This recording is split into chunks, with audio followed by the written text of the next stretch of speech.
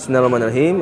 Kami kini berada di Jakarta, Indonesia, di Dewan Dakwah Indonesia dalam satu program bersama dengan Forum Indonesia Prihatin ataupun Peduli Syam, di mana dalam forum ini kita membincangkan apa yang berlaku di Suriah dan juga di Palestin, dan dengan keterlibatan lebih daripada 20 NGO Indonesia dan termasuk daripada 2 wakil NGO daripada Malaysia, iaitu Malaysia Lifeline for Syria, dan juga diwakili bersamanya adalah Angkatan Bela Islam Malaysia ABIM dan juga NGO Massa ataupun Road for Peace. Saya kira ini satu langkah pertama ataupun first step untuk kita membawa isu Syria ini lebih besar, bukan sekadar melingkari negara Malaysia semata-mata, dan kita kira benda ni, isu Syria ni adalah isu ummah. Justru insya-Allah kalau diizinkan Allah, kita cuba untuk terus membawa isu Syria ni melangkaui sempadan Malaysia. Kita akan menuju ke Indonesia dan kita sekarang berada di Indonesia, dan kita akan cuba menapak di Thailand, di Brunei dan seluruh negara ASEAN, dan matlamat besarnya insya-Allah kita cuba untuk melakukan satu gerakan ASEAN Lifeline for Syria sebagai satu tanda solidariti kita bersama-sama dengan rakyat Syria yang tertindas di bumi Syam. Dan kita doakan agar pertemuan ini akan memberikan manfaat kepada rakyat Syria khususnya, dan insya-Allah untuk umat keseluruhannya insya-Allah.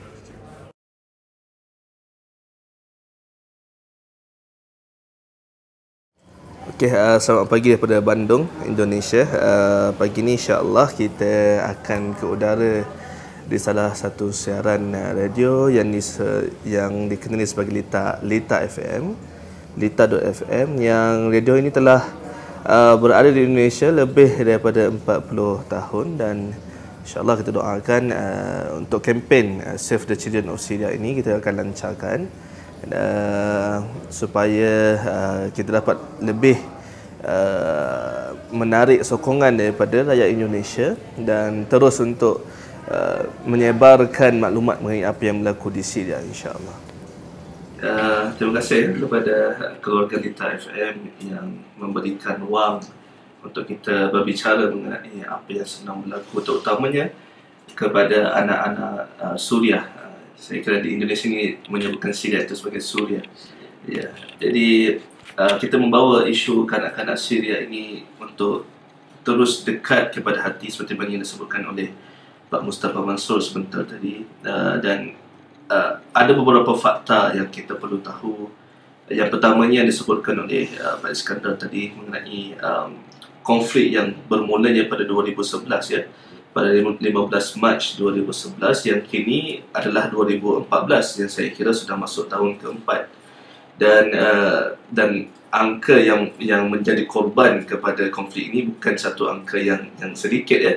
160,000 angka yang menjadi korban, dan dalam 160,000 itu, ya Pak Iskandar, ada 13,000 daripadanya adalah korban korban kanak-kanak, yang saya kira korban kanak-kanak ini tidak seharusnya dijadikan satu perkara yang kita boleh biarkan sebegitu sahaja, tapi kita perlu untuk membela nasib kanak-kanak ini. Lantas kempen Save the Children of Syria ini yang kita lancarkan di Malaysia, dan sekarang ini kita bawa ke Indonesia untuk mendapat sokongan ataupun saya kira support daripada rakyat Indonesia untuk bersama-sama dengan kami supaya kita boleh angkat ataupun kita boleh bicara mengenai kempen untuk menyelamatkan anak-anak Syria ini dengan lebih besar kapasitinya, bukan sekadar berada di bumi Malaysia, tapi kita cuba bawa keluar daripada bumi Malaysia agar, ya, isu kanak-kanak ini bukan satu isu yang kita boleh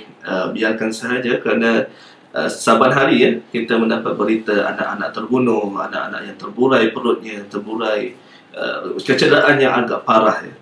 Dan ini disebabkan oleh konflik berdarah di Suriah, dan kita perlu untuk sama-sama tanggapi bersama, ya.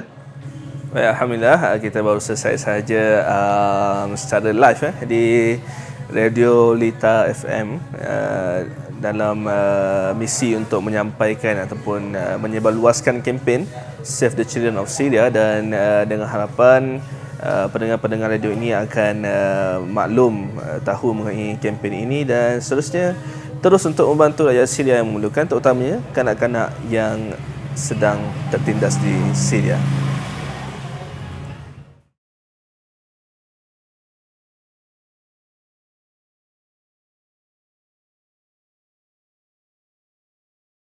Kita berdangdut. What?